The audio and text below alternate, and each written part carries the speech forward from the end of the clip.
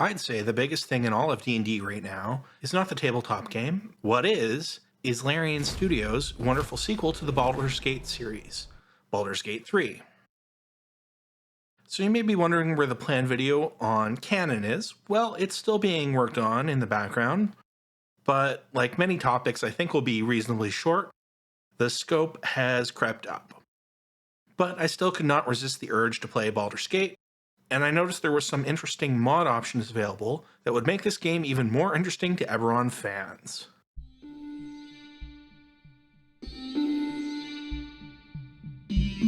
Eberron is no stranger to video games. There are two that I'll cover at some point. But of course, this game takes place in the Forgotten Realms, and normally only includes character origins and classes from the 5th edition Player's Handbook, plus Githyanki, as they play a heavy role in the game's story. But with mods, you can add in many more species that are from other worlds of D&D, including Eberron. Plus, there are some additional mods to bring in other Eberron elements. I'll have links to all the mods I'm showing in the description, but I'm not going to cover how to mod them into the game, other than to note that it is a PC-only thing. Not possible, unfortunately, to modify the PlayStation 5 version or the upcoming Xbox Series version of the game either. And just briefly before we get started with the actual content of the video here, I do want to give you a warning that if you do have children that might be watching along with you, or you're especially sensitive yourself, this might be a game you want to skip, as there's a lot of dark themes and a lot of gore in it.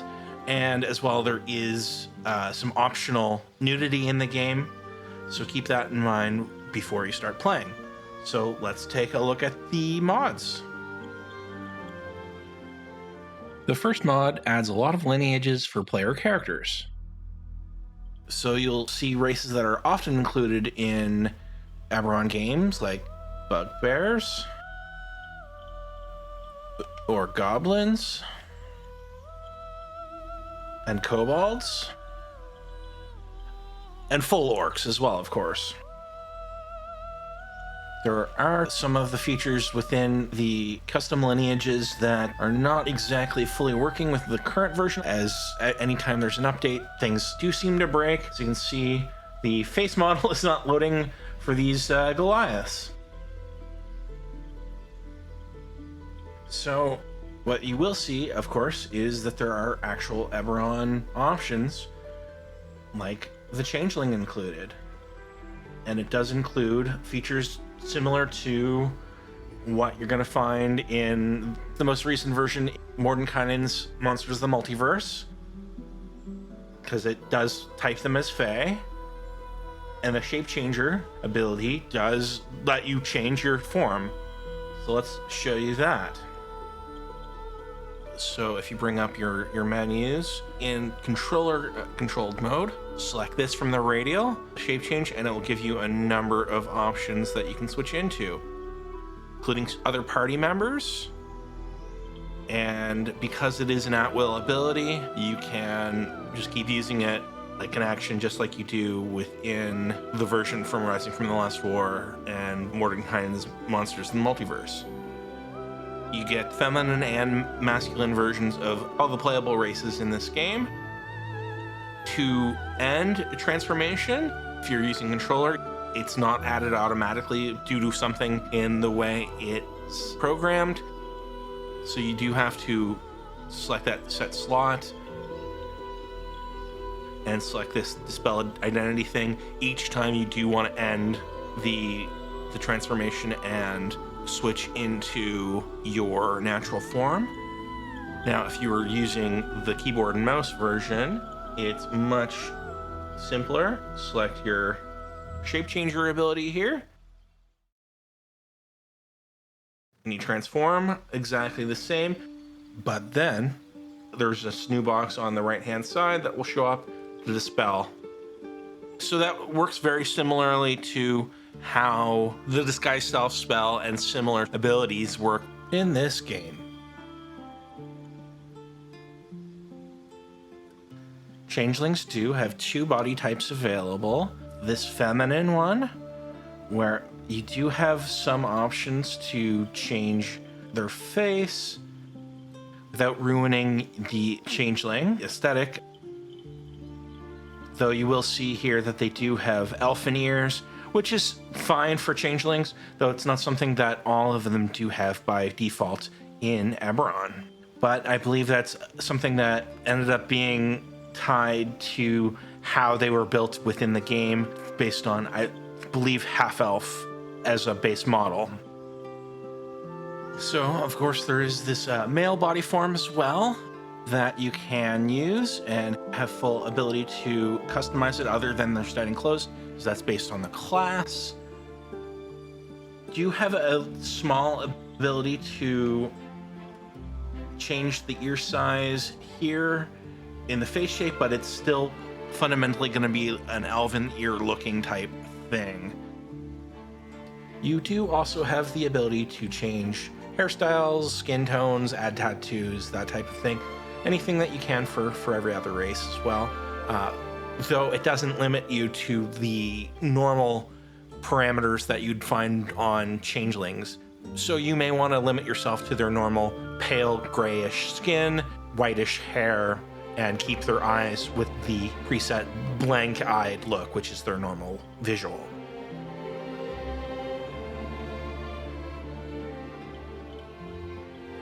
And of course, we do have the shifter here as well. This one is going to be based very heavily on the sub-race system here, where you do get the access to Beast Hide, Longtooth, Swift Stride, and Wild Hunt options. And from what I can see of the descriptions of their abilities, they are reasonably close to the versions that do appear in Mordenkainen's Monsters of the Multiverse as well. You do get some animalistic eyes and the correct ears based on, it looks like the half-elf model would be my guess. Unfortunately, because they weren't intended originally for the shifter, they don't have like a fur length option or anything like that to make them so they can be fully covered in fur like many shifters would be. They have definitely included a female model here as well for the shifter. It's basically, again, I believe based on half-elf models, so you have similar face models and options and things like that.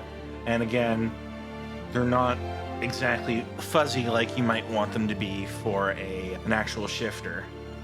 So one thing you might notice here is that I've only been showing off the first two of the body types selectors here for changelings and shifters. It's because those are the only ones that are actually the thing they're supposed to be or close to it. These are just the default models that slots 3 and 4 are just based on the models that were actually used to generate the data needed to create these new options.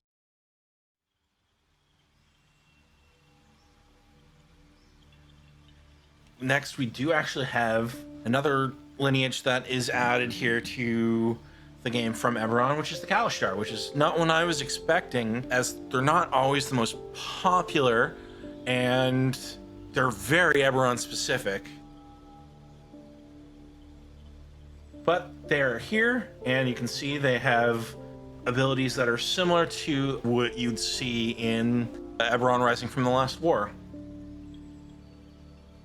And Kalashtar, of course, have 2 body models. The feminine body model does appear to be the same as human, though, as you can see, they were still somewhat involved through elves in some way. As for the actual look, as far as I can tell, these have all or nearly all of the same options that humans do.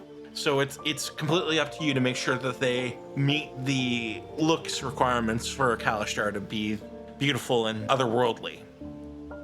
So we do have a male model here as well for the Kalashtar.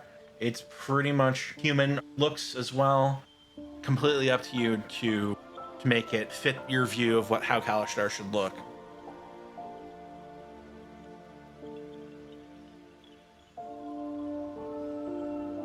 Now, those aren't the only lineages originating in Eberron that do appear here in this game. You can find some Dragonmarked subraces included. See, Mark of Detection and Mark of Storm half-elves, as well as Mark of Finding half-orcs. Now, not all of the options are included. You'll still see the standard halflings and gnomes, and not even any subrace options here for human. Likewise with elf. There are lots of subraces included, but not the Dragonmarked Mark of Shadow included.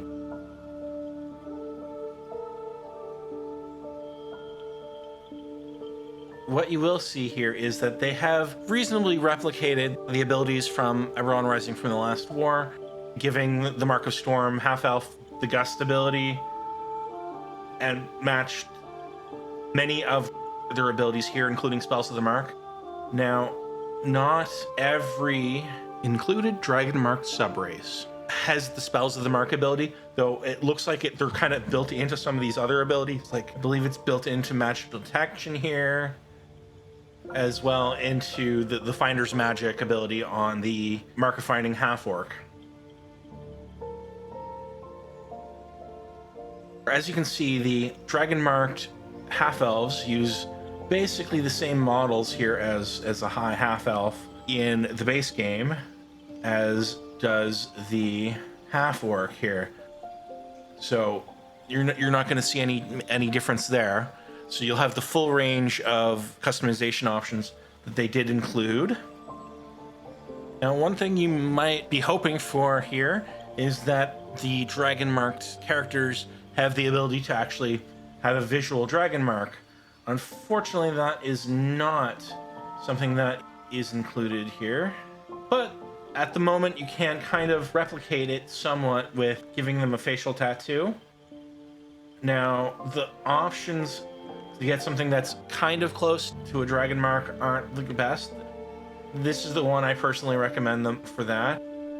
It's kind of big and it covers a good chunk of their face, one of the larger marks, and you do have the ability to change the color to get it the classic pinkish or purplish colors that dragon marks often generally appear as.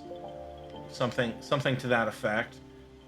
I do hope in the future there will be people who do write some sort of mod that edits the tattoo to make them dragon marks, to have all 12 available, as there are definitely tattoo mods available already. As another thing that you might see here with a different mod is the addition of extra classes like the Artificer from Eberron Rising from the Last War. And as you can see, they have a unique starting outfit, wearing this worker's outfit, and abilities and spell lists similar to what you'll find in the actual book. As you can see with this Artificer, as you level up, you do get things like Artificer infusions, and at level 3, you even get your subclasses, and they have all the options there, both from Eberron as well as Tasha's Cauldron of Everything. So Alchemist, Armorer, Artillerist, and Battlesmith. They're all here. So the last thing I wanted to mention that is a mod that brings an Eberron element into the game is one that affects the backgrounds. Now, there is a few backgrounds that are included to begin with, that are from the player's handbook, but this mod adds, well, a lot, and I mean a lot of extra backgrounds. Most of them are from official sources, but the House Agent option here is to allow you to build your House Tharashk or House Madani character a little more believably.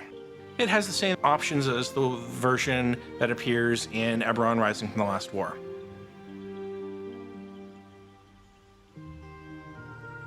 Believe that the inspiration events for the House Agent match up with the ones flagged for the Noble in the base game.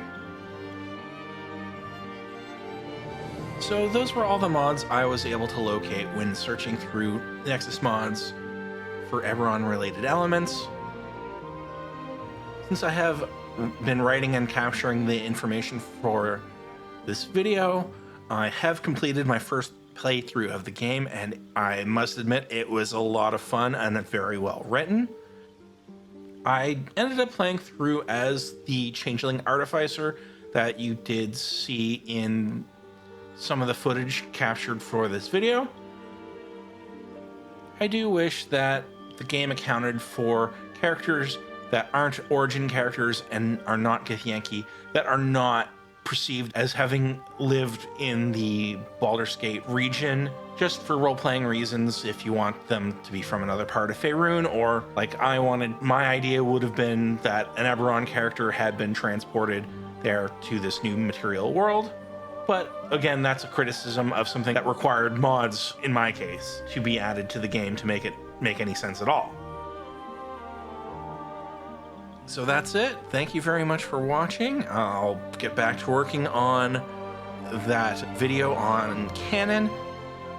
And I do want to thank everyone who has subscribed between videos here. We actually reached 1,000 subscribers and have blown right past that in the last week or so, while I have been working on this video and the other one, as well as playing far too much Baldur's Gate. So thanks again.